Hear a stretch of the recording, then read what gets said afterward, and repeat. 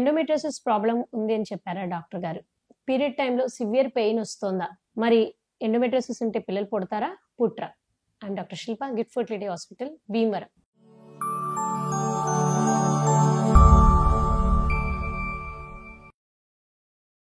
So, ఈ endometriosis చెప్తుంటారు doctor గారు. పీరియడ్ టైమ్‌లో డాక్టర్ గారు మాకు చిన్నప్పటి నుంచి చాలా సివియర్ పెయిన్ ఉంది.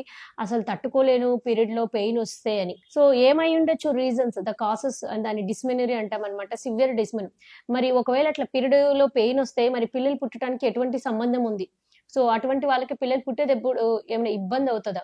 సో, పీరియడ్ టైమ్‌లో పెయిన్ రావటానికి చాలా రీజన్స్ ఉంటాయండి. దాంట్లో ఒక రీజను పిల్లలు పుట్టటానికి లింక్ ఉంటది.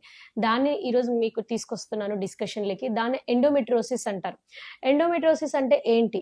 సో, ఇది మనకి గర్భసంచి, ఇవి ట్యూబ్స్, ఇవి ఓవరీస్.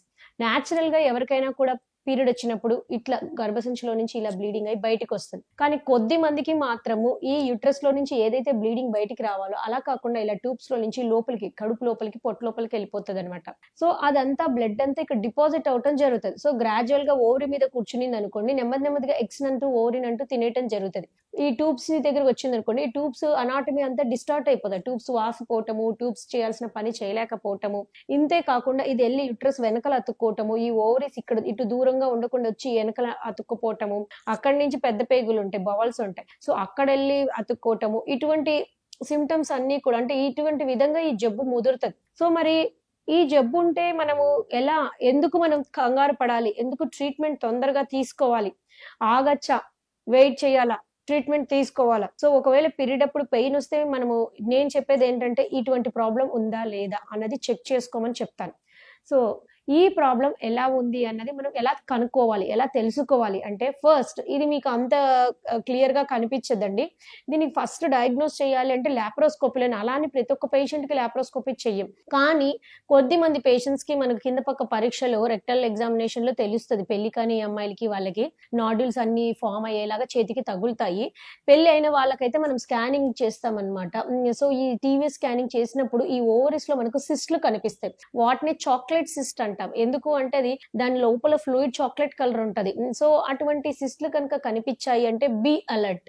ఎందుకు ఇట్స్ ఎ బీ అలర్ట్ అంటే అది గ్రాడ్యుయల్‌గా మీ ఎగ్‌ని తినేస్తూ మొత్తం ఓవరీనంతా తినేస్తూ పోతదన్నమాట. దాంట్లో లోపలంతా ఓవరీ ఎగ్స్ అన్నీ పోయి ఫైనల్‌గా ఓన్లీ ఫ్లూయిడ్ మిగిలిపోతది. సో, ఇలా అయిపోతే తర్వాత ప్రెగ్నెన్సీ రావటం అన్నది చాలా ఇబ్బందవుతది. దాంతో పాటి మనకిక్కడ ఈ ట్యూబ్స్ కూడా కొన్నిసార్లు ఇట్లా మూసుకుపోవటము, స్వెల్లింగ్ రావటం, హైడ్రోసాల్పింగ్స్ రావటము, ఇవన్నీ కూడా మనకి వచ్చే ఛాన్స్ ఉంటదన్నమాట. సో, ఎండోమెట్రియోసిస్ ఉన్నప్పుడు దీన్ని గ్రేడ్ 1, గ్రేడ్ 2, గ్రేడ్ 3, గ్రేడ్ 4 అంటాం. Grade 1 mild అంటామన్నమాట. సో, ఈ 1, 2 ఓకే మనకు. 3, 4 అన్నది చాలా సివియర్ వెరైటీ కింద తీసుకుంటామన్నమాట. సో, పిల్లలు పుట్టని వాళ్ళకు ఈ ఎండోమెట్రియోసిస్ ఉంది అని చెప్తుంటాను చాలా పేషెంట్స్‌కి. అమ్మా నీకు ఎగ్ పడిపోతుంది, ట్యూబ్స్ స్వెల్ అయిపోయాయి. కొద్ది మందికి ఆ ఎండోమెట్రియోసిస్ ఉన్నప్పుడు ఆ బ్లీడింగ్ ఏదైతే ఇక్కడ అవుతదో అది గర్భసంచి పొరల్లో ఇక్కడ మయోమెట్రియం లోపల కూడా అవుతది. అప్పుడు గర్భసంచి అంతా వాసిపోతది.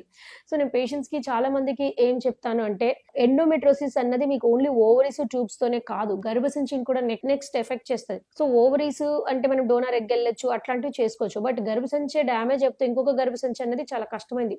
జీవితంలో వాళ్ళు తల్లి అవ్వటం అన్నది మిస్ అవుతది. సో, అడినోమైసిస్ ఎళ్లి సివియర్ వేరియంట్‌కి ఎళ్తది అడినోమైసిస్ కూడా. అంతవరకు don't wait. Just go ahead with your treatment అన్నది. సో, ఎండోమెట్రియోసిస్ ఎందువల్ల వస్తది?